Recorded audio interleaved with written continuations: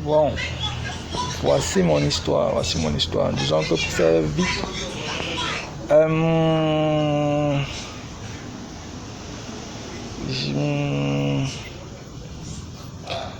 disons que en fait, comme je parle de finances, de business, loterie et autres religions sur ma chaîne,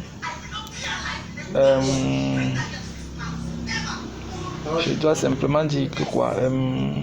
Bon, bref, je peux parler de business parce qu'en fait, en fin de compte, j'ai fait quand même des études en finance.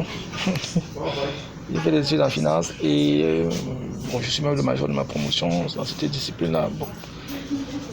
Mais malheureusement, j'ai arrêté les études après, disons, l'équivalent d'un master.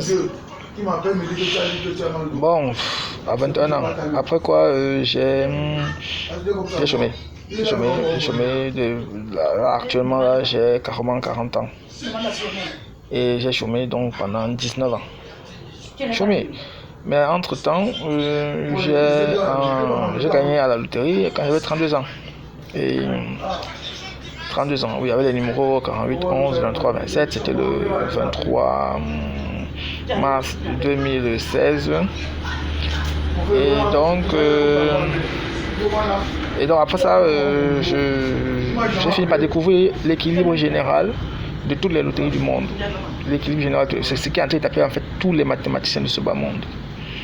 Là, j'ai découvert ça en 2019 parce que j'essayais de trouver un équilibre qui allait justifier tout ça. Bien, mais je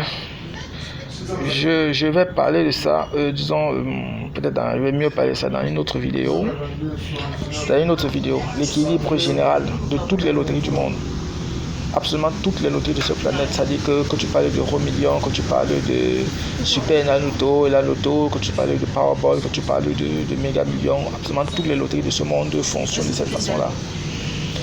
Toutes les loteries de ce monde fonctionnent de cette façon-là. Bon, alors pour faire simple, prends n'importe quelle loterie, de ce monde, n'importe quelle loterie de ce monde, prends les 4 derniers tirages, résultats de loterie, les 4 derniers, prends n'importe lequel, tu verras toujours et invariablement pour toutes les loteries de ce monde que le 4e tirage est toujours, chaque numéro du 4e tirage est toujours une combinaison linéaire, n'est-ce pas, des numéros des 3 tirages qui les ont précédés. Tu vois un peu qui l'ont précédé. Tu suis un peu. Bon, donc supposons par exemple que au premier tirage j'ai le 1, 2, 3, 4, 5. Au deuxième tirage j'ai le 6, 7, 8, 9, 10. Et au troisième tirage j'ai le 11, 12, 13, 14, 15. Bien, donc le 4e tirage, ce sera forcément et invariablement une combinaison des 3 qui ont précédé. Ça veut dire par exemple le 1 du premier tirage plus le 6 du deuxième tirage plus le 13 du 3e tirage. C'est-à-dire que 1 plus 6 plus 13, ça fait 20. Voilà un peu comment ça va se produire.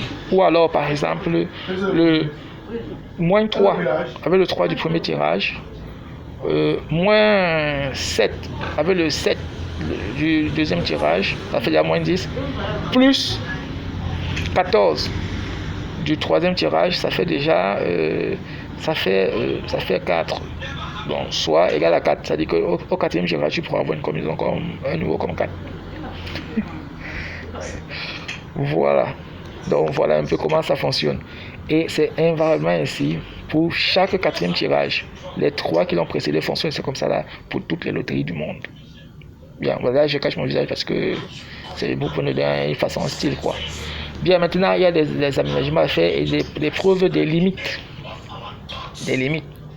Donc les numéros qui ne peuvent pas se produire, quelle que soit votre volonté, quelle que soit la chance, quelle que soit la méthode que vous voulez employer. Bon, là, je vais parler de ça dans une prochaine vidéo. Et prouver, n'est-ce pas, que les mathématiciens avec les statistiques, les lois statistiques, et les combinaisons, ou bien ces histoires de cardinal du possible sur le cardinal de l'univers, tout ça, ils vous mentent. Ça ne justifie rien. Parce que les loteries, toutes les loteries du monde ne fonctionnent pas comme ils sont en train de le déclarer là.